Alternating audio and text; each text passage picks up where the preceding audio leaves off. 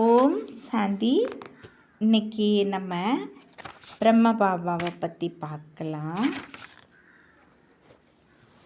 ஒரு குறிப்பிட்ட துறையிலோ அல்லது உலகிய சக்திகளை அடைந்தோ வெற்றி கண்ட முக்கிய நபர்களின் வாழ்க்கை வரலாறுகள் பல எழுதப்பட்டுள்ளன.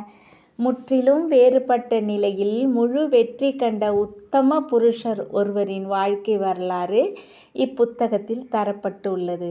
அவரது வாழ்க்கையில் ஏற்பட்ட அற்புத ஆன்மீக நிகழ்ச்சிகள் உள்ளத்தாலும் நடைமுறையிலும் பெரும் மாற்றத்தை அவருள் மட்டுமின்றி அவரது தொடர்பில் வந்த அனைவரின் உள்ளத்திலும் திருப்பு முனையாக அமைந்தன. மனித புத்தியின் எல்லைக்கு அப்பாற்பட்ட இந்த அற்புத நிகழ்ச்சி எவரும் எதிர்பார்க்க முடியாத அதே நேரத்தில் மனித சமுதாயம் இந்த உண்மைக்கு பின்னால் தான் அறிந்தோ அறியாமலோ முயற்சி செய்து கொண்டு இருக்கக்கூடிய ஒன்றாகும். கடவுள் இவ்வுலகில் எடுக்கும் அவதாரங்களை பற்றி பேசி வருகிறோம். அவர் ஏன் அவதாரம் எடுக்க வேண்டும்? அவர் எங்கே எப்படி அவதரிக்கிறார்? புகழுக்கும் மகிமைக்கும் உரிய சொர்க்கம், அதாவது கோல்டன் ஏஜ், வைகுண்டத்தை எவ்வாறு படைத்து கொண்டு இருக்கிறார் போன்ற கேள்விகளுக்கு விடை தெரிய வேண்டுமாயின் ஆதிதேவன் பிரஜா பிதா பிரம்மாவின் வாழ்க்கை வரலாற்றை மனித சமுதாயம் தெரிந்தே ஆக வேண்டும். தனது உடல் பொருள் ஆவி என்ற ரீதியில் பிரம்ம பாபா இறைவனுக்கு முன் அர்ப்பணமாகி அவரிடம் இருந்து அதற்கு ஈடு இணையற்ற செல்வம் வேறு எதுவும் இவ்வுலகில் இல்லை என்று கூறத்தக்க அரிய செல்வம் அனைத்தையும் பெற்றார். இறைவனின் பொக்கிஷம் அளவிட முடியாதது. ஆகையாலும் அவரது இரக்கம் ஒவ்வாமைக்கு அப்பாற்பட்டதாலும் அவரது ஆஸ்தியை தனது அனைத்து குழந்தைகளுக்கும் வழங்கிடவே ஆசைப்படுகின்றார். ஞானம், தூய்மை, சக்தி, சத்தியம், அளவிலா பேரானந்தம் ஆகியவையே அந்த இறை பொக்கிஷங்களாகும்.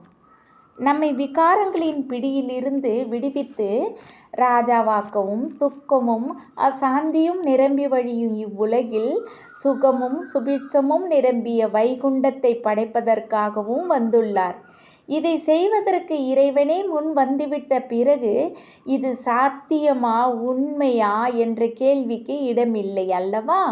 இதன் காரணமாக இந்த நேரம் உலக வரலாற்றிலேயே மிக நூதனமானது எனலாம். மேலும் கல்பம் முழுவதிலும் இச்சமயத்திலேயே தான் இறைவன் இந்த பூமியின் செயலாற்றுகிறார். எல்லோரும் தேடிக்கொண்டு இருக்கின்ற அதிமேலான பரம தந்தையாகிய இறைவனோடு அன்புடன் உறவு கொள்ளும் இந்த நல்ல வாய்ப்பை நழுவ விட்டீர்களானால் இதைவிட துரதிர்ஷ்டம் வேறொன்றும் இல்லை எனலாம். கடவுள் சரீரத்திற்கு அப்பாற்பட்டவர் என்பது உண்மைதான். அவர் ஒரு நட்சத்திரத்தை போன்று புள்ளி வடிவமானவர். அவர் இந்த தத்துவ உலகிற்கு அப்பாற்பட்ட பரந்தாமத்தில் இருக்கின்றார்.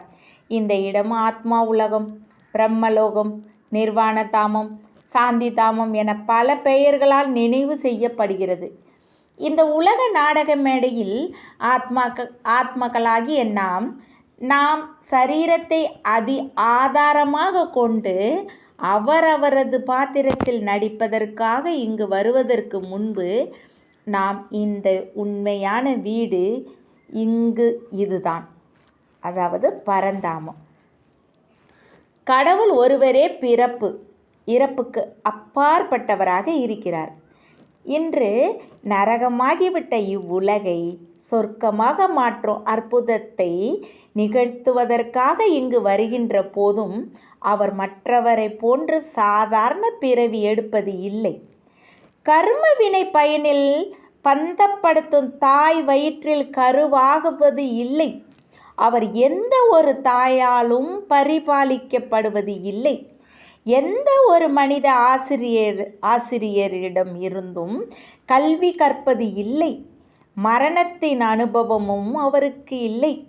மாறாக ஒரு வயோதிக சரீரத்தில் பிரவேசிப்பதின் மூலமாக அந்த சரீரத்தை கடனாக எடுத்துக்கொள்கின்றார். இறைவன் ஆட்கொண்ட இந்த முதியவரின் விசேஷம் என்ன என்றால், இவர் ஒரு பழுத்த அனுபவசாலி, நேர்மையானவர், பக்திமான், மிகுந்த புத்தி கூர்மையுள்ளவர். கடவுள் அருள்கின்ற வார்த்தைகளின் உண்மை பொருள் உணர்ந்து அதை மதித்து அதன்படி நடக்கக்கூடியவர் என்பதுதான். ஆனால் கடவுள் தனக்கு கருவியாக தேர்ந்தெடுத்த இந்த அற்புதமான ஆத்மா யார்? இந்த உலக முழுமையிலும் உள்ளவர்கள் இவரை இன்னும் ஏன் புரிந்து கொள்ளவில்லை? காரணம், கடவுளின் அரசாங்கம் இலைமறை காயாக அமைதியான முறையில் உலக அளவில் நிர்மாணிக்கப்பட்டு கொண்டு இருக்கிறது. காமம், கோபம், பேராசை, பற்று, அகந்தை முதலிய தீய குணங்களின் அம்சமே இல்லாதவாறு அழிக்கும் முயற்சியில் முழு மூச்சோடு ஈடுபட்டு கொண்டு இருக்கின்ற ஒரு சில ஆத்மாக்கள் அமைதியும் மகிழ்ச்சியும் நிறைந்த சாம்ராஜ்ய ஸ்தாபனைக்கு முன்னோடியாக இருந்து கொண்டு இருக்கிறார்கள். இவ்வாறு அமைய இருக்கின்ற புது உலகில் அமைதி என்பது புற அமைதி மட்டும் அல்ல. அங்குள்ளவர்கள் இயற்கையாகவே ஆத்ம அபிமானிகள், நற்குண பண்பு உடையவர்கள், அகிம்சாவாதிகள், அன்புடன் ஒருங்கிணைந்து ஒரு குடும்பமாக ஒற்றுமையுடன் வாழ்பவர்கள். ஒரே வார்த்தையில் கூற வேண்டும் என்றால் அவர்கள் தேவதைகள். கடவுளின் திட்டப்படி லட்சியத்தை அடையும் முயற்சிகளில் மேற்கொண்டிருக்கின்ற நீங்களும் இருக்க முடியும்.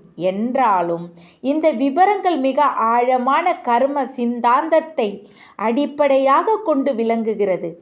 இதை பற்றி பின்னர் தெரிந்து கொள்ளலாம். வரப்போகின்ற பொற்காலம் என்னும் சத்தியுகம் 5000 ஆண்டுகளுக்கு முன்னர் இப்பூமியில் இருந்த அதே காலம்தான். அதாவது காலம் சக்கரம் போல சுழன்று கொண்டு இருக்கிறது. இதனை தொடர்ந்து வந்த காலங்களில் உலகில் உள்ள பல்வேறு கலாச்சாரத்தை சேர்ந்த கடவுளை பற்றிய கதைகள் தோன்றின. ஆனால் மேலே கூறப்பட்ட பொற்காலம் என்னும் சொர்க்கம் மனிதன் தன் நிலை தடுமாறி கீழே விழுவதற்கு, அதாவது தேக அபிமானத்தில் முன்பு இருந்த காலம் ஆகும்.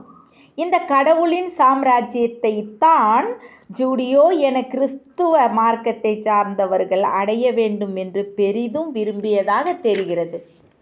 ஒரு கடிகாரம் இயங்கிக் கொண்டிருக்க ஆதாரமாக ஒரு கோடியிலிருந்து இன்னொரு கோடிக்கு மீண்டும் மீண்டும் அசைந்தாடி கொண்டிருக்கும் பெண்டுலம் எனப்படும் கருவியைப் போல உலக கால கடிகாரத்தின் பெண்டுலமானது இந்த 5000 ஆண்டுகளில் தேவதைகள் வாழ்ந்த காலம் என்னும் முனையிலிருந்து இன்றைய சுயநலமும் வன்முறையும் லஞ்ச லாவணியமும் தாண்டவமாடும் சர்வ சாதாரண மனிதர்கள் வாழும் மறுமுனைக்கு வந்து இருக்கிறது. இந்நிலையில் அனுதினமும் ஒருவருக்கு ஒருவர் சண்டையிட்டும் சஞ்சலப்பட்டும் ஏமாற்றம் அடைந்து இருக்கின்ற மனிதர்கள் தங்கள் பாவங்களை போக்கி முக்தி அளிக்க வர வேண்டும் என கடவுளை வேண்டினர். பரமாத்மாவாகிய கடவுள் மனிதனுடைய அழைப்பிற்கு இணங்க சொர்க்க வாசலை திறப்பதற்கு முன்னோடியான காரியங்களில் ஈடுபட்டு கொண்டு இருந்தார். இன்றைய நரகமான இவ்வுலகம் அணு ஆயுதங்களின் தீக்கு இரையாகும். பிறகு புது உலகில் இங்கு யார் கடவுளுக்கு ரதமாக விளங்கினாரோ, யார் கடவுள் அருள் வழிப்படி நடந்து சாதாரண மனித நிலையில் இருந்து தேவதா நிலைக்கு உயர்ந்தாரோ, அம்மனிதர் முதல் தேவதையாக பிறவி எடுக்கின்றார். எல்லாவற்றிற்கும் மேலாக மிக முக்கியமானது என்னவென்றால், இக்காரியங்கள் அனைத்தும் நம் கண் முன்னே மெய்ப்பிக்கும் வகையில் நடந்தேறி கொண்டு இருப்பதை சாட்சியாக பார்த்து கொண்டு இருக்கிறோம் என்பதுதான். இன்னொரு அதி அற்புதம் என்னவென்றால், முற்றிலும் சுயநலமற்ற தொண்டு செய்பவரும் அனைவருக்கும் நன்மை அளிப்பவர் என்னும் பொருளில் சிவா எனும் காரண பெயருடைய அசரீரியான கடவுளை அறியக்கூடிய திவ்ய பார்வையை நமக்கு அவர் வழங்கி இருப்பது தான். பரம தந்தையாகிய சிவா அல்லது சிவு பாபா தான் தெய்வீக உலக சாம்ராஜ்யத்தின் சொர்க்கத்தை படைப்பவர். இருப்பினும் அந்த சாம்ராஜ்யத்தில் அவர் நுழைவது இல்லை. அவர்தான் மனித சிருஷ்டி என்னும் கல்ப மரத்தின் விதை என்றாலும் அந்த மரத்தின் பழங்களை அவர் ருசிப்பது இல்லை. மனித சரீரத்தில் வீற்றிருக்கின்ற கடவுளை சந்தித்த பெரும்பாலான மனிதர்களுடைய வாழ்க்கை மறுமலர்ச்சி அடைந்து உள்ளது. இன்னும் பல்லாயிரக்கணக்கான ஆத்மாக்கள் சூட்ச்மமான அவருடைய அறிமுகத்தை அறிந்து கொண்டு இருக்கிறார்கள். இந்த சுயசரிதையை சாதாரணமாக படிப்போரும் கடவுளுடைய ஆசீர்வாதத்தை பெறுவதோடு உண்மையான அமைதி மற்றும் பேரானந்தம் என்னும் அனுபவ உணர்வை பரிசாக பெறுவார்கள். தேங்க்ஸ் பாபா. ஓம் சாந்தி.